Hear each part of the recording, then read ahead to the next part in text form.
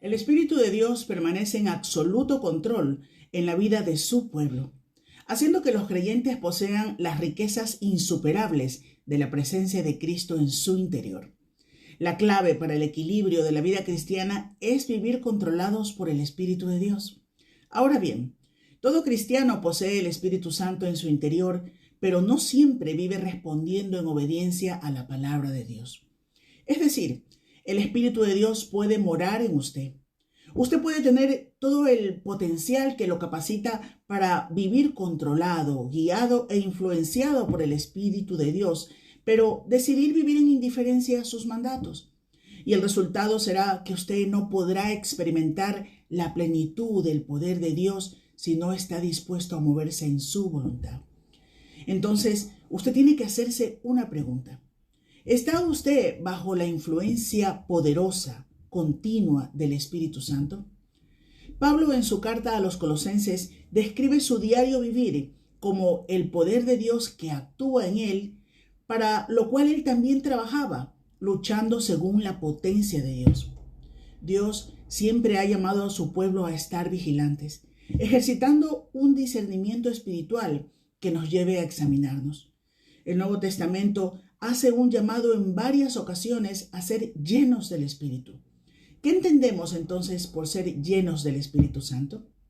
Porque lamentablemente este tema de vital importancia muchas veces es deliberadamente distorsionado. Desde el huerto del Edén, los engaños satánicos siempre han estado entre nosotros. Lamentablemente eso sucede en la actualidad. Ser llenos del Espíritu Santo no responde a emocionalismos pasajeros, ni a fantasías, ni a misticismos. Tampoco responde a una fe fingida, pasiva o temporal. En Romanos 8, versículo 9, el apóstol Pablo dice: «Mas vosotros no vivís según la carne, sino según el Espíritu, si es que el Espíritu de Dios mora en vosotros. Y si alguno no tiene el Espíritu de Cristo, no es de él». Entonces, ¿cuándo podemos llegar a la conclusión de que no estamos en la carne sino en el Espíritu? Esta no es una pregunta que pueda trivializarse. Pablo no soltó estas palabras para que sean un dilema constante en su vida, sino para que usted lo resuelva. Este versículo nos exhorta a examinarnos si estamos viviendo en la esclavitud del pecado o en la libertad de Cristo. Todo aquel que ha creído en Jesucristo como su Señor y Salvador ha nacido de nuevo. Y ese proceso de este nuevo nacimiento hace que usted pase a poseer el Espíritu de Dios morando en usted. El verdadero camino de la santificación comienza con la fuerza y el poder del Espíritu de Dios en su interior. Y su respuesta en obediencia a los mandatos del Señor hace que su vida sea controlada por el Espíritu Santo. Es entonces cuando el Espíritu mismo da testimonio a nuestro espíritu de que somos hijos de Dios. Lo dice luego el versículo 16 de este mismo capítulo. Aunque la obra del Espíritu Santo es invisible, sus efectos son muy visibles. Cuando manifestamos esos efectos en nuestra vida, sabemos que no estamos siendo dominados por la carne, sino por el Espíritu de Dios. Cristo se establece en su corazón, en su mente, y usted comienza a manifestar los frutos espirituales que declara Gálatas 5, versículo 22. Amor, gozo, paz, paciencia, benignidad, bondad, fe, mansedumbre, templanza. Cuando su mente está llena de la verdad divina, el Espíritu está dirigiendo su vida mediante esa verdad. Entonces todo esto será visible en usted. La palabra de Dios morará en abundancia en su vida y sus meditaciones, sus planes, sus objetivos son dominados por el Espíritu. Dios gobierna y Cristo es exaltado en usted. La verdadera obra del Espíritu Santo siempre exalta a Cristo, su persona, su obra, su evangelio. Cuando cedemos al poder del Espíritu Santo, nuestra vida está bajo el control de Cristo. Él nos fortalece y nos va conformando a su imagen. Esa es la médula, el corazón de la vida cristiana. Este es un mensaje que debe ser oído por todo el mundo y en el que todos debemos meditar. Por ese motivo, a continuación, hemos preparado un estudio sobre este tema basado en las verdades bíblicas que serán de bendición en su vida y en la de aquellos a los que usted desee compartir este programa. En el año 1983, España llegó al Festival de Eurovisión con una canción que los comentaristas de la BBC tildaron como una canción muy étnica. La canción obtuvo la peor valoración posible, pues no recibió ni un solo voto. Este tema era la canción que llevaba por título ¿Quién maneja mi barca? Más allá de las valoraciones étnicas, musicales, de estilo, me llamaba la atención la pregunta que se formulaba en la letra de esta canción. ¿Quién maneja mi barca que a la deriva siempre me lleva? El sentido de falta de rumbo, el sentido de falta de timonel en la vida. Las emociones nos asaltan y en muchas ocasiones nos encontramos perdidos en este mar de la vida como una pequeña barquilla expuesta a todo tipo de inclemencias y tempestades. Cuando llegamos a ser creyentes, afirma el apóstol Pablo que ponemos el timón de esta barca bajo la autoridad del Señor Jesucristo, como Señor, asumiendo que lo que Él demanda para nuestras vidas, para obedecerlo, dice Lucas 6:46. La obediencia a Cristo llega a ser la evidencia de nuestro amor por Cristo. Juan capítulo 14, versículo 15. Sabemos que Él nos ama y anhela lo mejor para cada uno de nosotros.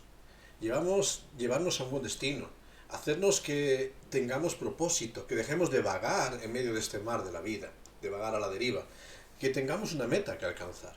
Sin embargo, en esta travesía, en la voluntad de Dios, nosotros no somos suficientes y muchas veces nos encontramos débiles sin saber cómo actuar, afectados por nuestras pasiones, por los deseos de nuestra vieja naturaleza.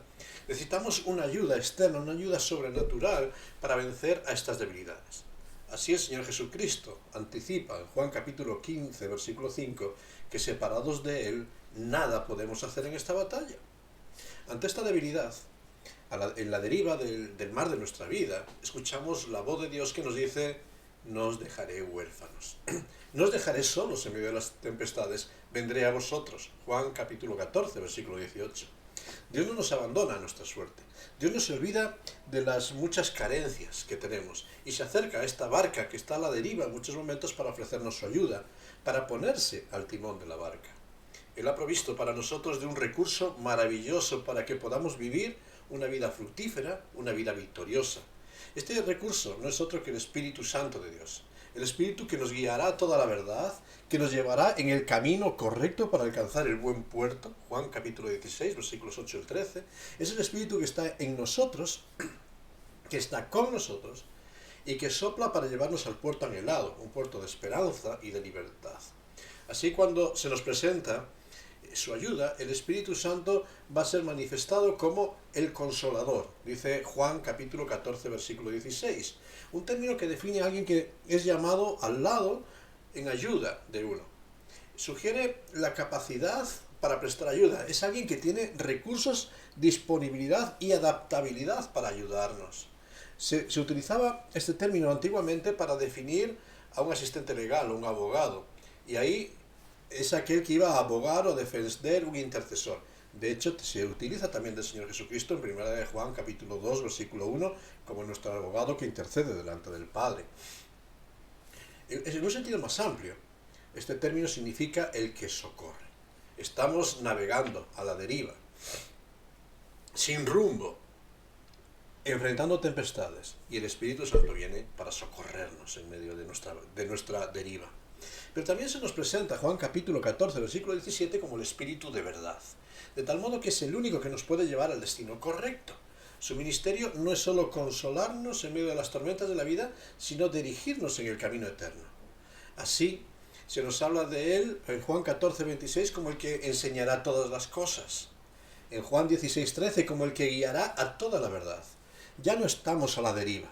Ya no estamos varados tampoco en el mar de la vida, sino que el Espíritu nos guía de una forma correcta para llevarnos a la esperanza. Esta marca diferencial en la vida es colocada por Dios en aquellos que creen en Él. Hay muchas ideas por ahí, en el presente, que hablan acerca de momentos especiales en los cuales el creyente recibe una unción o una guía del Espíritu Santo. Pero ahí yo tengo un serio problema. Si el Espíritu es una unción especial que reviste a algunos creyentes por medio de un bautismo tardío en la experiencia de la salvación, por medio de manifestaciones espectaculares, ¿qué pasaba antes en la vida de esas personas? ¿Eran creyentes o no? ¿Una persona que no ha recibido el bautismo del Espíritu Santo es creyente o no lo es? Hay creyentes que pueden vivir sin tener el Espíritu. Pablo afirma que si alguien no tiene al Espíritu de Dios, no es de él. Romanos capítulo 8, versículo 9. Por tanto, no existe algo como un bautismo del Espíritu Santo posterior a la salvación. A los Efesios, Pablo les escribe, Efesios capítulo 1, versículos 13 y 14, en él, en Cristo, también vosotros, habiendo oído la palabra de verdad, el evangelio de vuestra salvación, y habiendo creído en él, fuisteis sellados. Al haber creído en él, fuisteis sellados con el Espíritu Santo de la promesa, que es las arras de nuestra herencia hasta la redención de la posesión adquirida para la alabanza de su gloria. Es decir, en el mismo momento que creemos en Cristo como Señor y Salvador, el sello de pertenencia a la familia de Dios, este sello que es el Espíritu Santo, es colocado en nosotros. Y este es un suceso relevante, porque el Espíritu de Dios viene para morar en el creyente, para asegurar y preservar su salvación eterna. El sello era una marca oficial de identificación que se colocaba en cartas, contratos u documentos oficiales. Era un documento que identificaba que este sello identificaba que el documento quedaba bajo la autoridad auténtica y oficial de la persona cuya marca era impresa ahí. Cuando Dios pone su sello en nosotros, pone su Espíritu Santo en nosotros, quedamos bajo la tutela, la protección y la guía del Espíritu de Dios. En el Antiguo Testamento, la presencia del Espíritu venía sobre personas en momentos puntuales de su vida y ministerio. Sin embargo, tras la venida del Señor Jesucristo y la promesa del Consolador, la presencia del Espíritu Santo se convierte en una realidad presente y palpable en la vida de cada creyente. El Espíritu ya no está sobre o al lado, sino que está en nosotros, de tal modo que no estamos huérfanos. Y se cumple la promesa del Señor Jesucristo cuando decía que iba a estar con nosotros todos los días hasta el fin. Pero esta presencia, más allá de ser consuelo y compañía, afirma el apóstol, es agente de vida. El Espíritu nos da vida. Aquellos que por causa del pecado estábamos muertos en nuestros delitos, en la vanidad de nuestra vida, ahora por medio de la acción del Espíritu Santo somos renacidos, somos vivificados. Poco a poco nuestro ser va siendo transformado por el Espíritu, que nos convence de pecado, de justicia, de juicio. Juan 16:8. Nos encamina para vivir la vida misma de Cristo.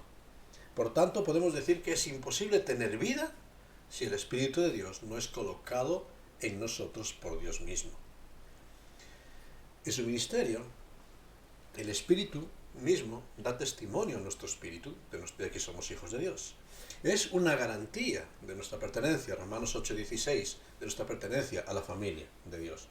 Pero siendo hijos de Dios, el Espíritu nos recuerda que no somos nuestros, no estamos aquí para vivir y satisfacer nuestros apetitos.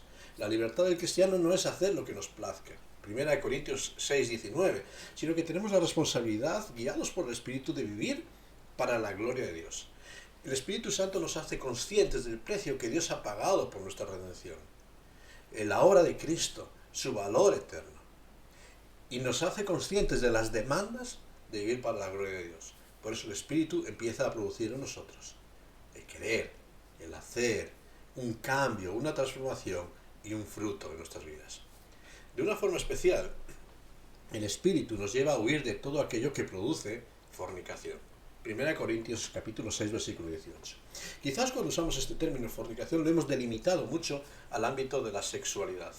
Pero el concepto de fornicación en la Biblia es mucho más amplio para definir toda forma de apostasía o de una relación inmoral de un creyente con los ídolos, con otros dioses. Este era el lamento de Dios hacia su pueblo en el pasado, que dejaban al Dios vivo para ir en pos de los ídolos de los pueblos. Oseas capítulo 9, versículo 1. Es el llamado para aquellos que, yendo en pos de las satisfacciones de la carne, relegan lo espiritual al ostracismo y se ocupan de lo material y dejan lo espiritual para segundo o tercer lugar en su vida. Judas capítulo 1, versículo 7. Frente a estas actitudes de los impulsos de la naturaleza caída que nos aleja de Dios, el llamado de la Escritura es contundente. Andad en el Espíritu Gálatas 5:16. Y andando en el Espíritu no satisfaréis los deseos de la carne. Siguiendo la línea de nuestra introducción, permitir que el Espíritu Santo tome el timón de nuestra vida y entonces las pasiones de la naturaleza alejada de Dios y que nos alejan de Dios pasarán y serán relegadas en importancia. Como creyentes tenemos una responsabilidad, y es la responsabilidad de cuidar nuestra vida espiritual. Tenemos que tomar una decisión de quién queremos que tome el control del timón de nuestra vida, del timón de esta barca. ¿A quién estamos permitiendo que controle nuestra vida? El apóstol Pablo escribió a los Efesios capítulo 5, 18, que tenemos que elegir entre llenarnos de vino o llenarnos del Espíritu. Cuando hablamos del vino, y Pablo está hablando ahí del vino, lo usa como una figura, no solo como el elemento líquido que genera la ebriedad, sino como un reflejo de todas las sustancias, ambiciones, pasiones, deseos que toman el control de nuestra vida y nos llevan a satisfacer y ocuparnos en las cosas materiales de esta tierra, dejando a Dios para un segundo, tercer lugar, abandonando y olvidando la obra de Dios como algo que no necesitamos, algo secundario. Por el contrario, podemos elegir llenarnos del Espíritu, es decir, ocuparnos en las cosas que Dios demanda, de aquello que Dios se encarga para cada uno de nosotros, siguiendo las instrucciones de su palabra, asumiendo la disciplina de la comunión, del testimonio. Es decir, tenemos la responsabilidad de elegir quién queremos que tome el timón de nuestra vida. Por eso, la Escritura nos deja una advertencia. Haber sido sellados con el Espíritu no es una oportunidad para la liberalidad o el conformismo, para dejar de lado nuestras responsabilidades espirituales.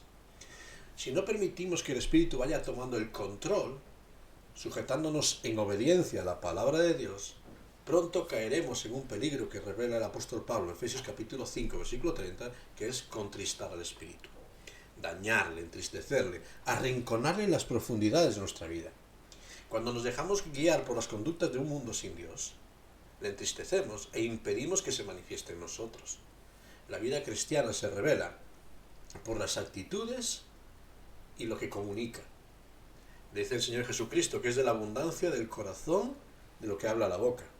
Si el corazón está lleno del Espíritu, son las cosas espirituales las que fluirán de nuestra boca por medio de nuestra conversación. Si nuestro corazón está dominado por la carne y el diablo, al final el vocabulario corrompido se evidenciará en nuestra vida en forma de mentiras, de excusas, de queja, de murmuración, de hipocresías. La naturaleza de un espíritu ahogado en nosotros se deja ver por las actitudes que tenemos frente a los demás y frente a la vida. A los tesalonicenses, el propio apóstol Pablo les señalaba que el fuego del espíritu puede ser apagado por conductas pecaminosas. 1 Tesalonicenses capítulo 5, versículo 19.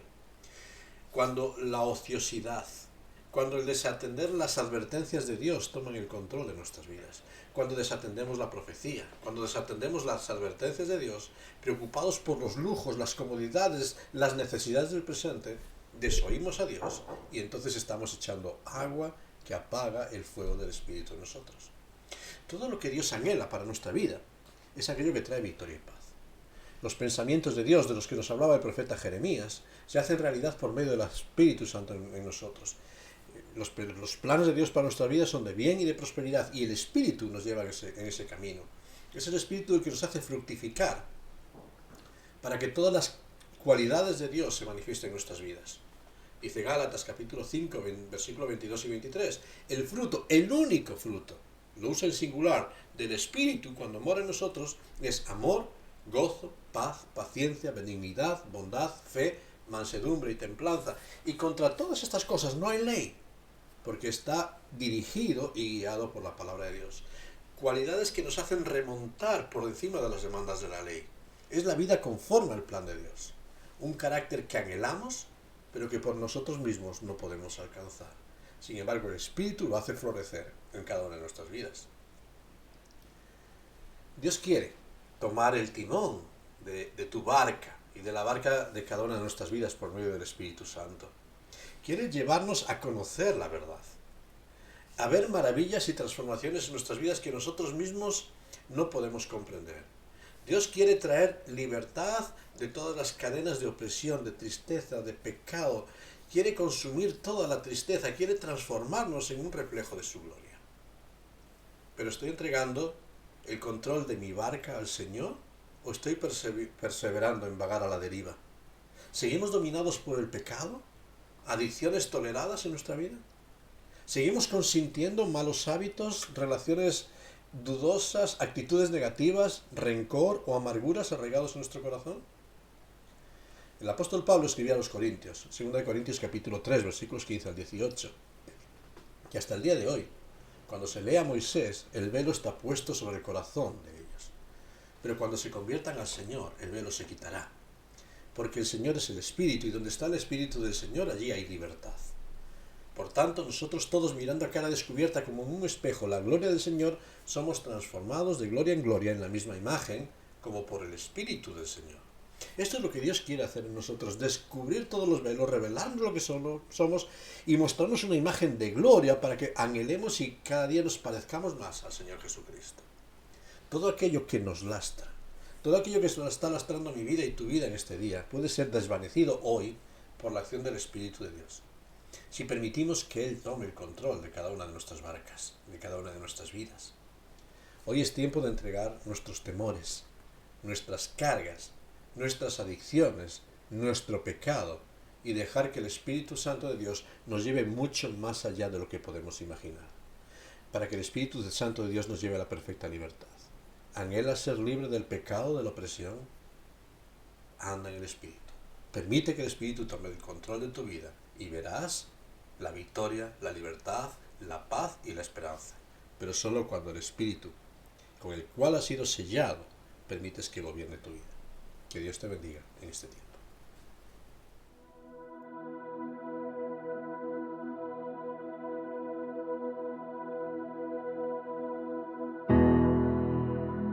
¿Qué tiene tu espíritu que cuando me tocas me haces temblar?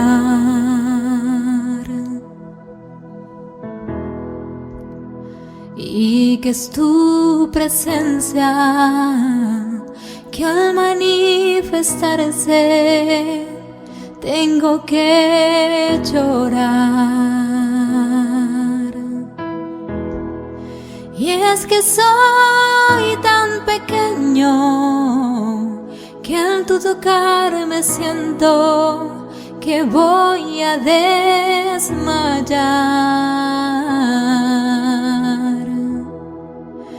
Y sé que tu presencia no hay aquí en la tierra con que comparar.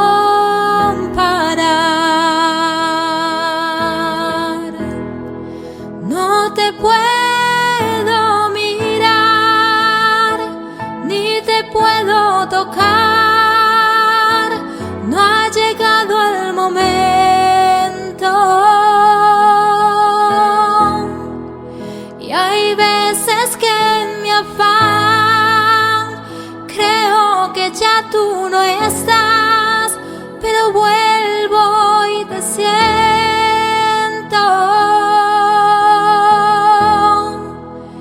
Y cuando me tocas con tu Santo Espíritu, lloro, canto y tiemblo. Y cuando me tocas con tu Santo Espíritu, lloro, canto y tiemblo.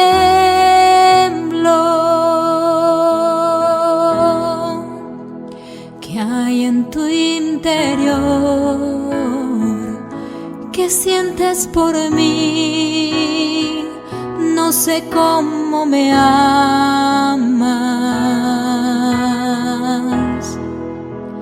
¿Qué misterio existe que a mi dura prueba conviertes en calma?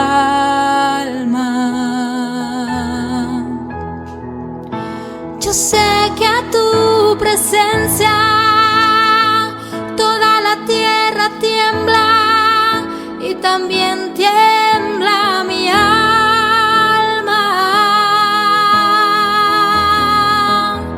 Y cuando me tocas con tu Santo Espíritu, me das la bonanza. No te puedo mirar, ni te puedo tocar, no ha llegado el momento. Y hay veces que en mi afán creo que ya tú no estás, pero vuelvo y te siento.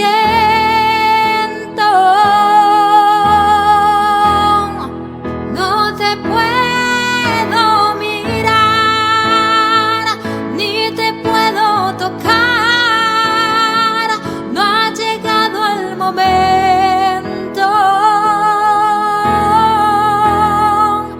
Y hay veces que en mi afán creo que ya tú no estás, pero vuelvo y te siento.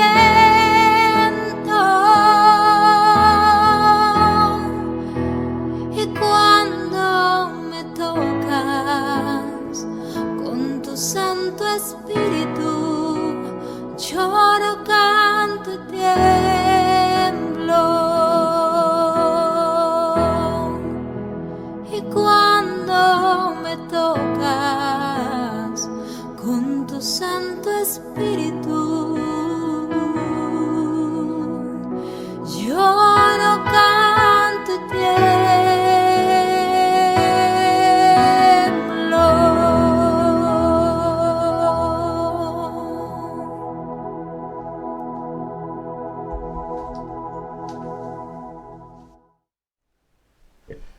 Hay muchas limitaciones y ataduras que muchas veces nos frenan y nos frustran en la vida. Situaciones que nos tienen atormentados en muchos momentos. Situaciones que somos llamados a confrontar. El Espíritu de Dios está trabajando en nosotros para guiarnos a toda la verdad y llevarnos en el camino eterno a ese puerto deseado. No tenemos por qué vivir a la deriva.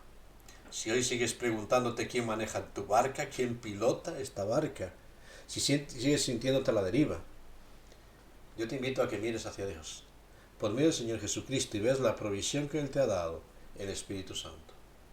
Quizás le tenemos contristado por nuestro pecado, quizás le tenemos apagado por desatender la voz de Dios.